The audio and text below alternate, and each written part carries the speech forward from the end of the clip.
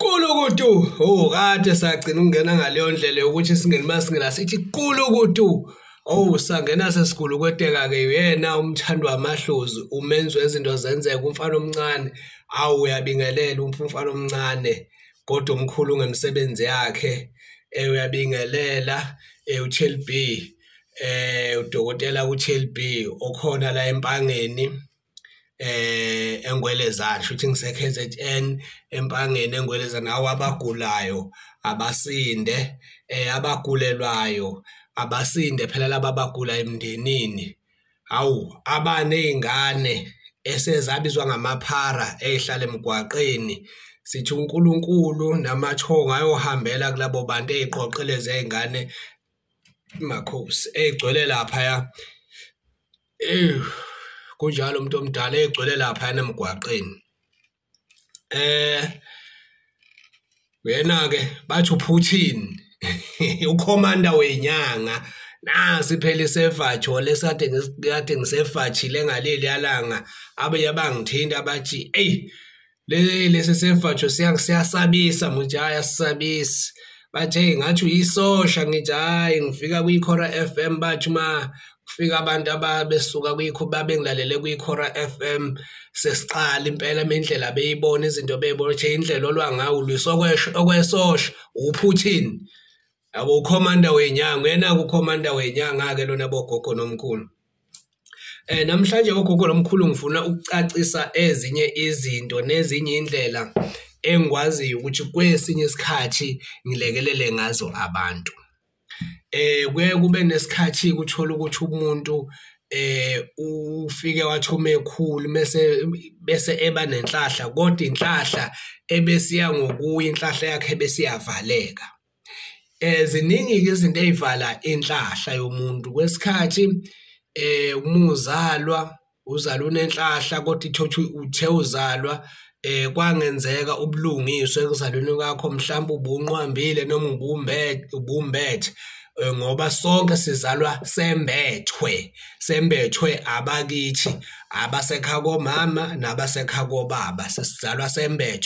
sembethwe amakhosi akithi kodwa bese kuba khona ukuzalwa wembethe lapho sukumbethe khona inhlahla yakho ehlukile kuneyomunye kodwa mhlambe kwesikhathi ujothi uma ngabe usuyinake kahle inhlahla yakho ugcina usuphumelele nawe ufana nabantu abathile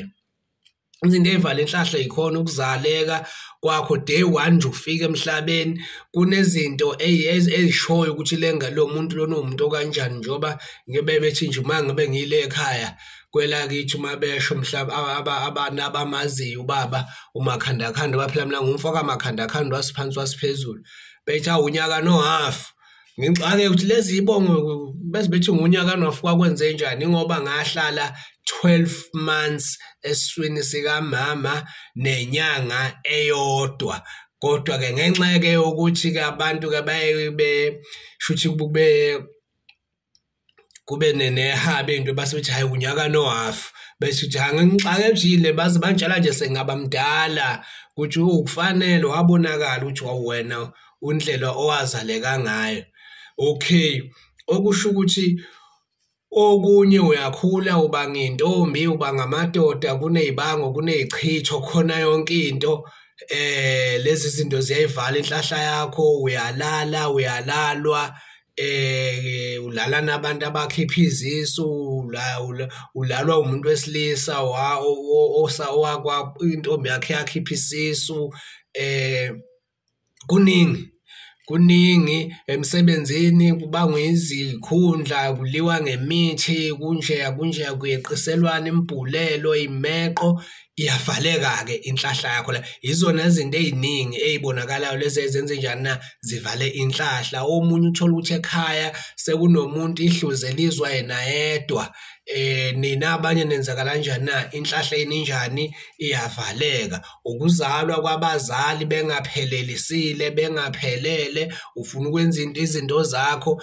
uthola ukuthi wena izinto zakho ziyabathinta abazali inhlahla yakhe njani lapho na iyavaleka abanye bafele igohlweni abanye bafa beyothwasa abanye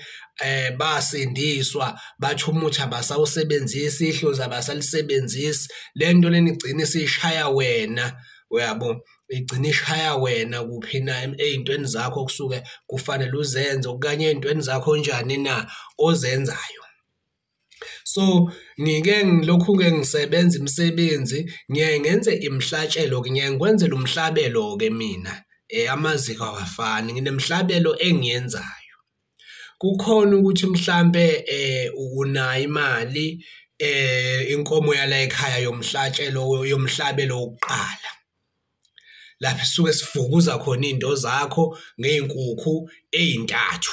amaqhude odwa ngoba amaqhude alwa kuphela amaqhude lilwa kuphela iqhude nakubuke bungalithatha kodwa iqhude liyalwa iqhude futhi iqhude lenza sure ukuthi isikhukhukazi nezingane kunjani na kuyahla ulizwe iqhude limemeza lenza sure ukuthi idingo zalo iqhude ziyaneliseka. Umhlatshelo ke siyaswenze ngamaqhude lapha ekhaya iqhude elimhlophe elibomvu neliyimpangele ebese kuhlukana ke kwamakhandlela ukuthi sizokwenzela kanjani wena ini na amakhandlela. Ngake ngawukuveza ngelanga ngisebenza ngisemfuleni kukhona amakhandlela ngisebenza umuntu ngangisebenza umuntu lapha ingakho ngithi nginika isineke nomuntu umuntu akenze njani akafone. Lezi inkukhu ke sozenza njani sizoyibulala losebeni lomfula lezi inkukhu lezi emini kabha noma ekuseni ngesikhathi esuke sivumelane ngaso ukuthi wena uzofika sambe siyosebenza siyibulale losebeni lwemfula lezi inkukhu lezi siyinqume siyibulale sikhuphe kakhulukazi inyongo bese siyifaka ke emanzini nemithi yakhona ngokwehlukahlukana emabhakedeni akhona ngokwehlukahlukana ugeze bese sithatha lezi inkukhu lamaqhude lawo njengoba sithi senza umhlatshelo noma umhlabelo siyayithatha sibasa umlilo bese siyayishisa sisuke sikhombisa ukuthi njona kuba nalaba abangahlambulukelene sivala yonke into esuke iyithunze limnyama sivaleke sikugeze sikhanyisa amakhandlela ubuye uze lapha ekhaya ufike wenze njani na ugqume ugcabe bese uyahamba sesiqedile ngalowo mhlatshelo lowo noma ngalowo mhlabelo lapho sisuke sithi khona esikhundleni sokuthi izinto zakho iphambane akishise lezi inkukhu lezi into yakho uzoyibona izokwenzeka and akuhlali kungenzeki lutho ayikho imali esheshayo ayizongena endlini ayikho imali ezongena ebank kuphela ziyaqala zivuleke inhlahla zakho lezi beyivalekile okanye osuke uyilwela. Siyakwazi futhi ke kuba kuhle uma ngabe sikwenzela umhlatshelo lowo ufike naye upartner wakho kunezinto ebeziyaye zingishaya uthola ukuthi omunye ngiyamenzela ungowesilisa kanti khona umuntu abambisene naye ngokothando mhlawumbe ingoduso yakho umuntu oyaziwe ekhaya uyamlobola noma wenza noma uyaziwa nje ukuthi hayi uma engathola amandla engavela vele ngenzele yena yedwa uthola ukuthi lo munye vele velelwe lezi inkinga lokho ivelelwa zinkinga vele ebese lo muntu egcina sethi awumlethe emkhulu shothi angisamhleleli sengimenzela lo mhlatshelo sengithi ke ngikwenzela into efanayo sekuvela izinto izinhlahla zabo seziyahamba seziba nokulingana lapha nalapha. Nawo lo esengikhuluma ngawo manje wesibili ke ini na umhlatshelo esiwenzayo sisukela ngasithethelele sisenzele ukuthi uthetheleleke noma kuthiwa ukhipha isisu noma kuthiwa uphuphunyelwe isisu ngiyakwenzela le noma kuthiwa kwakufanele uthwase noma wathwasa kwangangena abantu esigohlweni ngiyakwenzela mina leyo nto leyo. Ebese ngithi ngenxa yokuthi mhlambe kusiwabambeka kakhulu izinto zakho akwenzeki lutho ngiyakutshela ukuthi fika nembuzi kumhlatshelo wesibili ke leyo lo ufike nembuzi esencane engakakhweli okanye engakakhwelwa okusho ukuthi ayikanukwa impongo okanye impongo akayinuki nina impuzazana ayikakhweli ayikakhwelwa. Lowo mhlatshelo ke lowo uma ngabe ngikwenzela wona uyabhubha zinhlanga lapho ngoba sithi uma sifika sikugeza sikujijele inhlanga siyibulale leyo mbuzi leyo uma ngabe nibabili nikhaphuli kubaswa umlilo emibili omunye umlilo wakho omunye umlilo wakhe futhi bese siyayibulala sisuke ngake ngakhuluma ngomswani nenyongo ukuthi ukuzalwa kwethu akusafani nokuzalwa kwamanje. Umuntu bethu umezelwe nje amanzi okuqala kufakwe umswani nenyongo yane naye yenkukhu kanye nani kanjalo yenkukhu yembuzi. Ukurejistwa empangeni ukuthi noma kuthiwa kwenzakalani lengane iyokwazi ukuthi uma ngabe ishunqiselwe impepho isinde ithole ini na inhlahla uthole ini umendo. Kuthathwa ke lo mswano wembuzi igazi lakhona inyongo abanye ke ngokwehlukahlukana mhlawumbe abanye babuye bengalifaki igazi lani na lesilwane kuya ngokwehlukahlukana kodwa kwakufakwa nje konke igazi umswani inyongo. Sikwenzela kanjena ke sesifike sikugeze bese siyagcaba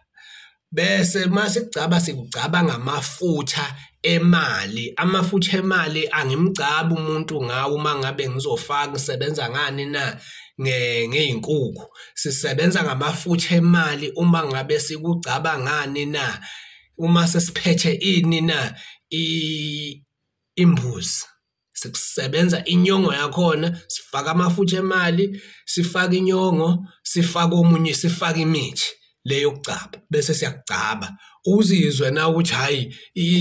izinto zemali ke manje seseyingenile egazini ngoba nemali isuka ikhona kuleyo nto leyo kulo muthi lo engicaba ngayo nemali yonke ikhona nengamacoins na ikhona ikandiwe kwafakwa la nengamaphepha bese kwenze njani na sikucabe sikugeze bese siyayishisa lezi imbuzi lezi bese sibuya nawe futhi singakabuyi nawe sikuhambise emfuleni ohambayo sikugeze siphinde sikucabe futhi kusuka umkhuluko lapho umsebenzi mabe sikwenzela umhlatshelo ngani na ngembuzi uyabo. Noma ngishwani nobabili nothandana naye siyafika sikwenzele ukuvala ukuthi ungathi wena usunenhlahla kodwa usambatha nomuntu ongenayo inhlahla uyabo usalala embedeni nomuntu ongenayo inhlahla kuya lenhlahla lena igcina ithwebuleke engathi uma ngabe uzothi ayi umkhulu yazi ngiyafisa ukuthi engenzele lokho sixoxe kahle ukuthi hayi masuma ngizonenzela kuzoba kanje uyabo shisa imbuzi lezo imbuzi leso siyayishisa sishiye ziyini na ziwumlotha nje kungabonakali nokuthi kwake kwaba into ethile ngoba sisuke uma ngabe sizokwenzela ngezimbuzi asilokothi sishone kuphi na ezibeni sishone entabeni nje ihlahleni sifike sisebenze sithatha izinkuni sibasa umlilo ngapha wesifaza ngikutshela ukuthi thatha lembuzi ngithi khuluma kusho ukuthi ucela konke ukwenza lo mhlatshelo lo bese uyafaka lapho phakathi iyasha nowesilisa futhi kanjalo noma uwedwa ke siyakwenzela kodwa ngikuprefer ukwenza izinto zalapha ekhaya zenhlahla ukwenzela umhlahla unayo umuntu othandana naye kodwa futhi lo muntu usazophinda wembathe naye ngoba mina ngisebenza ngani na ngeqiniso kodwa uma ngabe uthena kulungile ngikwenzele ngizokwenzela inhlahla kuzoba ngeyakho kulungile uzoba nayo leyo nhlahla ukusukela lapho kusho ukuthi sibulala nje sisabulala sakhuluma kabili ngokubulala ini na izilwane ukuyibulala lapha ekhaya ebese kuba lokhu ke imvu ke Nkosi yami yize singayishisi isuke nje uphakanyiswa ngayo lokhu ka 16,000 ukuphakama ngemvu it only cost 16,000 excluding imvu ukhipha 16,000 uphathe imvu bese siyakuphakamisa nalapho futhi lapho ke nje ayi kusuke ngempela ingakho ngithi mina uma bengikhuluma ngeinhlanga zemali uma ngikhuluma ngokufulela imali awukwazi ukuntshelwa ucabi awukwazi ukuntshelwa ucatshwa wena ngokushaya iphambano nalapho futhi nalokhu kwemvu ngikuthathe ngikulinke nani na umhlatshelo wemvu ukuthi khona njengoba ngeke ngisho nje ukuthi ku 16,000 uyabo nangabe ngikwenzela khona ngikushayele ngihambise olwandle ngunyovoze ngihambise emfuleni ohambayo ngunyovoze sibuye isiyaqala imvu seyibamba uyayibamba imvu yithi izinto zakho ziyaqhuma bengikhuluma ngalonto nje imhlatshelo bogogo nomkhulu ukuthi sukuma woza sixoxe sikwenzele umhlatshelo ozovula inhlahla yakho. Uyahamba ehlathi uyahamba noma endleleni kuqhamuka isalukazi siyachama uthi nqo hawu nanga ugogo echama iyenzana into ngoba ivala wena la ebusweni bakho ivala lento ikhethini uyabo. Kukhona ke sikwenzayo ke kuma sicathamisa sikutotobisa kodwa nje imisebenzi yalapha ekhaya bakwethu sikhuluma ngamaqhude amathathu, sikhulume ngembuzi esencane ukuthi siyakusebenza sikhulume ngokusebenza ngemvu, siyakusebenza ngane futhi nalapha ekhaya ngemvu. Zikhona igubhu, zikhona impondo, siyakukhandela igubhu, siyakukhandela impondo. Kuningi nje sikukhandayo umavi ukhona siyawaphakamisa amabhizinisi. Siyakuphakamisa esikhundleni osuke usifuna ukuthi cha lesike ngiyalwa ke naso ngiyasifuna. Siyakwazi ukuthi abantu benze njani na bephakame kulokuthina kuleli ikhaya.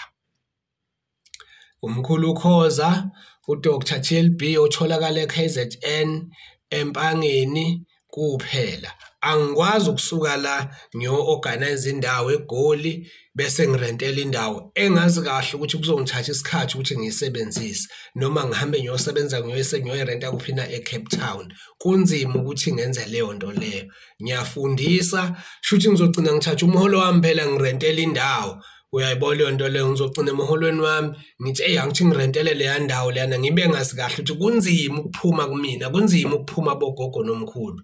Kunzima ukuphuma kumina bogogo nomkhulu ningixolele. Phuma nje kusazongithatha iminyaka many years. Decades, maybe 2 decades, 3 decades. Uyabo sikhuluma ngo-30 mhlambe nyobe sengino 70 sengiphuma ukuthi hayi ngisaphuma umkhulu uphumile uyosebenza eGoli. Umkhulu uphumile uyosebenza eCape Town. Okwamanje nje no ngeke bafowethu. Angifuni phela nami ukusebenza under pressure, nami kufanele ngisebenze ngibonakala ukuthi hayi ngiyasebenza. Uyabo.